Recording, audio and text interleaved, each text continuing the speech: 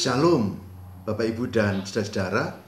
Jumpa kembali dengan saya Pendeta Lukas Eko Sukoco dari Padepokan Diakonia Mitra Kinasih GKJ Purworejo. Saudara, saya senang sekali dan saya berharap kasih dan kesetiaan Tuhan menyertai Bapak Ibu dan saudara-saudara sehingga kita merasakan kasih Tuhan yang nyata dalam kehidupan setiap hari. Marilah kita bersama memahami satu tema, yaitu tentang kebaikan. Kebaikan, yaitu buah roh yang keenam, kebaikan. Saudara, kebaikan dari kata Yunani agathosune, agathos, yang berarti baik, bagus, berguna, adil, benar, yang diwujud nyatakan dalam perilaku kehidupan. Jadi, kebaikan bukan teori, tapi sebuah praktek hidup. Saudara, untuk kebaikan ini saya mengajak kita memperhatikan bagian dari kitab Amsal 3 ayat yang ke-27.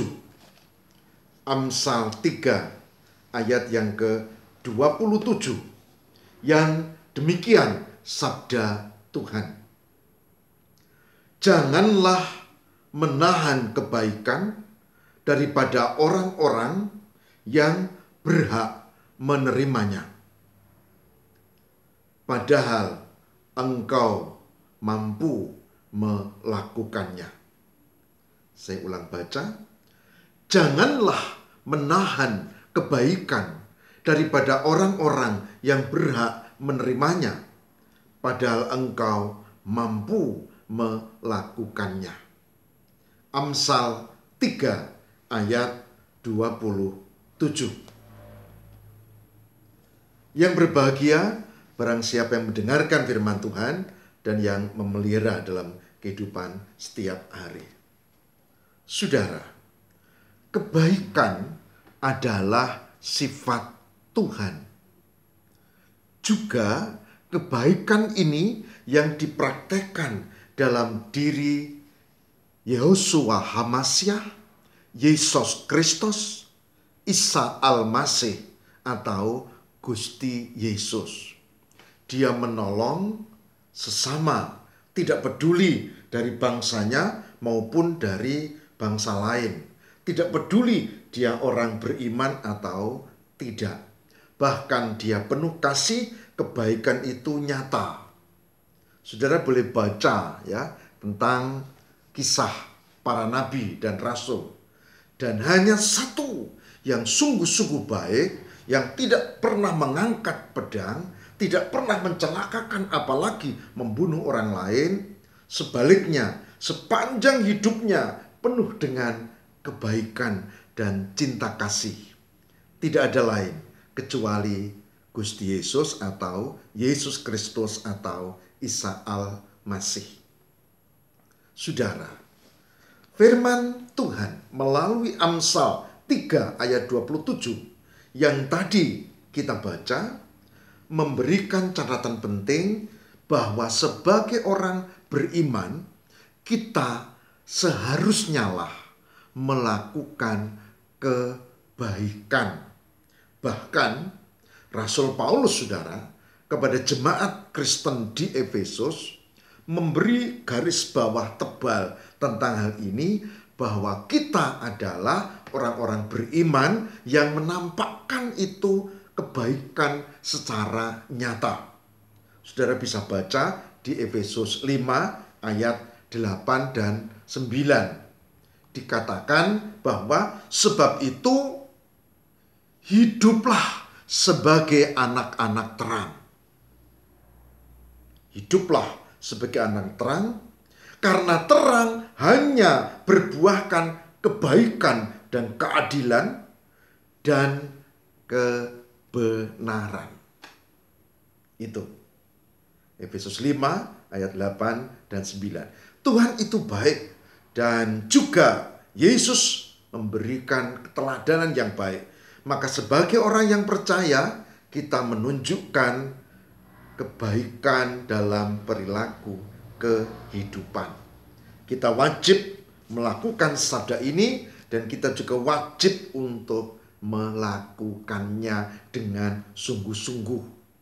Bahkan saudara, di kitab Filipi 4 ayat 5, Filipi 4 ayat 5, ini menjadi poin penting untuk jemaat di Filipi.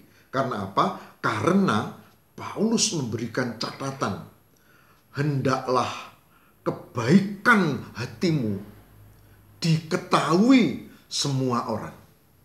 Hendaklah kebaikan hatimu diketahui semua orang. Tuhan sudah dekat. Artinya ya lakukan kebaikan kepada semua orang. Entah dia seagama, entah dia sesuku, sebangsa atau tidak. Semua. Kekristenan mengajarkan kebaikan kita untuk semua. Bukan untuk kelompoknya sendiri, bukan untuk kerabatnya sendiri, tetapi semua. Semua. Ada seorang ibu yang terkenal baik. Dia memang orang yang beriman. Dan ibu ini suka menolong. Bahkan dia juga memberikan kebaikan kepada orang di sekitarnya. Pada saat itu, saudara, tidak seperti sekarang ada gunman, pembuat pakaian, penjahit yang di mana-mana. Waktu itu jarang ya, dan hanya orang-orang tertentu yang mampu, karena tidak ada alat jahit yang canggih seperti sekarang. Dan ibu ini melakukannya, bahkan menolong orang-orang yang tidak mampu. Nah, saudara, suatu saat dikatakan di dalam Alkitab, ibu ini sakit dan meninggal. Semua yang datang berduyun-duyun banyak, dan orang yang menangis banyak, orang yang merasa kehilangan banyak. Saudara, saya beritahu, kalau nanti kita meninggal, apa yang dikenang orang? Bukan rumahmu, bukan hartamu, bukan juga titel dan kebaikan kita yang dideret namanya itu dengan banyak titel. Bukan.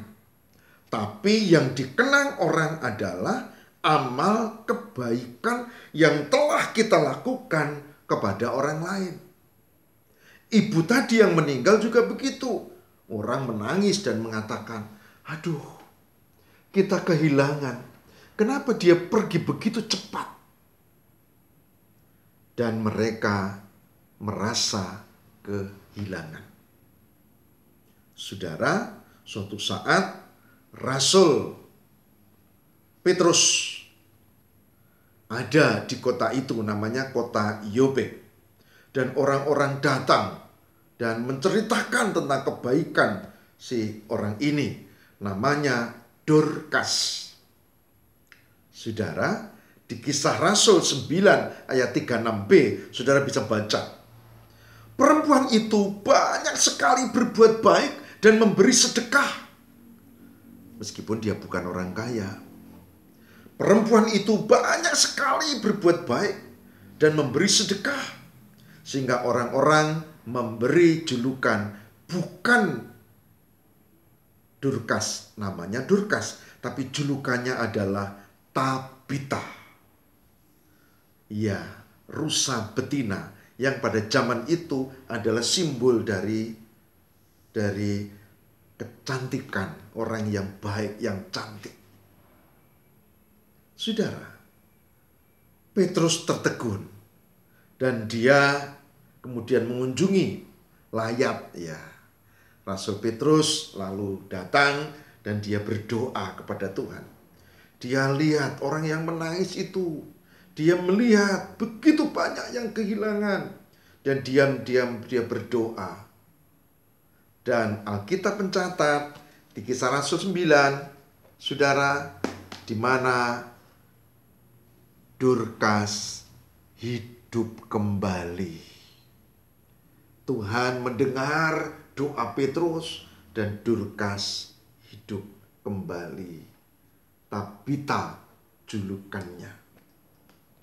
Karena kebaikannya diketahui oleh semua orang. Coba kalau tidak baik, coba kalau kita dengar ada orang yang meninggal dan orang itu pelitnya minta ampun, orang itu tidak suka menolong, orang itu bahkan mencelakakan orang lain, maka orang bilang apa? Syukur, mati. Ya toh? Syukur. Disyukur ke saudara. Tapi kita melihat dalam kisah Dorcas atau Tabita, kebaikannya diketahui banyak orang. Itulah sebabnya saudara, kepada semua orang beriman melalui Ibrani 13 ayat 16. Ibrani 13 ayat 16 dikatakan, dan janganlah kamu lupa berbuat baik dan memberi bantuan. Sebab korban-korban yang demikian yang berkenan kepada Allah. Ibrani 13 ayat 16. Janganlah kamu lupa berbuat baik dan memberi bantuan, sebab korban-korban yang demikianlah yang berkenan kepada Allah. Saudara, itulah sebabnya buah roh yang ke-6 bicara tentang kebaikan. Nah, saya mengajak, mari saya, saudara, kita semua ya, mari sebagai orang yang percaya belajar melakukan kebaikan. Kebaikan dari yang sekecil apapun di rumah dan orang yang di sekitar kita. Saya ulangi, ayo belajar melakukan kebaikan sekecil apapun. Dan tanyakan sebelum tidur, apakah hari ini aku sudah berbuat baik? Tuhan memberkati. Amin. Mari kita berdoa. Tuhan, ajarilah kami untuk mampu berbuat baik sebagai penanda iman. Dan ajarilah kami untuk berbuat baik tidak hanya lingkungan intern keluarga, tapi juga orang-orang di sekitar kami, bahkan orang-orang yang memang membutuhkan pertolongan. Wujud apapun, sekecil apapun, ajari kami untuk berbuat baik. Semoga Roh Kudus memberkati kami dan memampukan kami untuk berbuat baik. Hari ini kami tetap berdoa untuk yang sakit, untuk yang kena COVID-19 khususnya, meskipun sekarang masih terus ada dan coba meski belum teratasi. Kami berdoa untuk keluarganya. Tolonglah ya Tuhan. Kami berdoa untuk para medis dokter yang ada di garda terdepan menolong orang sakit. Berkati dan lindungi ya Tuhan. Semoga kewaspadaan mereka, upaya mereka diridhoi Tuhan. Kami berdoa juga untuk kami semua, terutama yang mengikuti program ini. Sekecil apapun, sesederhana apapun, ajari kami untuk berbuat baik. Terima kasih Tuhan. Inilah doa kami demi Kristus pengantara kami. Haleluya. Amin.